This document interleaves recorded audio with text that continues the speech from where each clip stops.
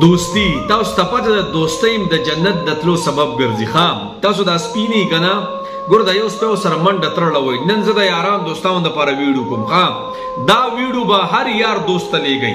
ګورئ د ټولو نه مخکې دوست هغه دوست دی، یار هغه یار دی چې په سخته کې د په کار راشي. لکه د نبي علیه السلام دوستان یاران ګورئ نبي علیه السلام فرمایي الله جل شانه به قیامت کې اواز کوي هغه خلک څه شو چې زما د وجې نه به خپل منځ کې مینه محبت او تعلق ساتو. الله زه خبره کومې کمې دوستانې چې دي که نه خپل ملګري د الله د رضا دپاره تعلق ساتئ، د الله د رضا دپاره. ای الله د کس سره مینه محبت تعلق کوم ستا د رضا دپاره.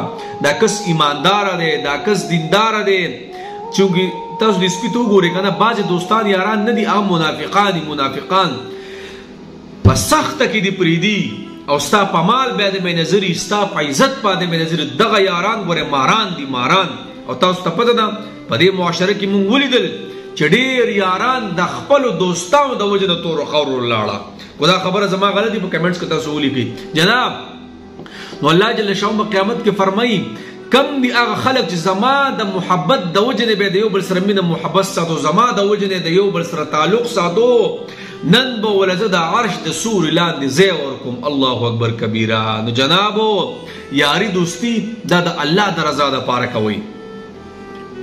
بل نبی علیہ السلام فرمایي ای صحابو تاسو ته پته ده چې د الله په نزد د ټولو نه محبوب عمل کم یو دی. نو بعض صحابه وایي روژه، حج، زکات وغیره ډېرې خبرې ترې مخکې رالي.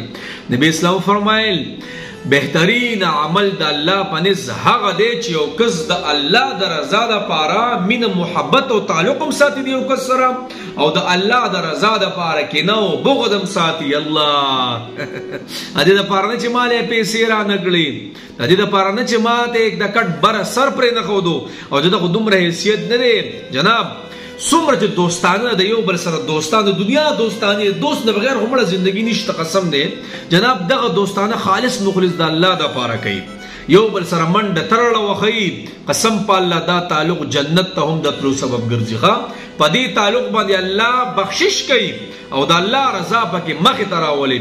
د څومره ملګري چې دي او هغه ملګرو نه ځان وساتئ کم چې ماران دي ماران، کم دله ټک درکوي. د نستوړي ماران چې ورته په پښتو کې ویلی کېږي ستا په مال او ستا په راپرېوتو او ستا د عزت په تمه ناست چې زه به د عزت څنګه ختمومه، دی به څنګه د ځمکې ته پرې باسم. جناب دغه ملګري ګوره خلک پیژني، ډډه دې کوئ. د دغې خلکو سره کینو بغض ساتل هم ګوره دا هم د ایمان نښه ده. په دې الله تعالی ګناهګارۍ په داسې لیمټ کې چې هغه هم مه پوهوه او ځان دې ساته. نو جناب د سپو د ویډیو له مخې لراله مرګرتیا هغه مرګرتیا چې په سخته کې ته ودرېږي. داسې نه ګوره ناجایز هم نه چې تا باندې ناجایز تعلقات راشي او تا باندې ناجایزه مسله راشي او تا سره مرسته وکړي. نه حق ته حق ووایي او نه حق ته نه حق ووایي او تا پوه کړي.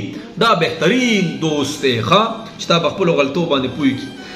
الله زموږ دوستۍ کې مینه محبت راولي او د الله رضا دې پکې راولي. یار والله یاري دوستي ډېر عجیبه څیز دی، ډېر مقدس رشته ده.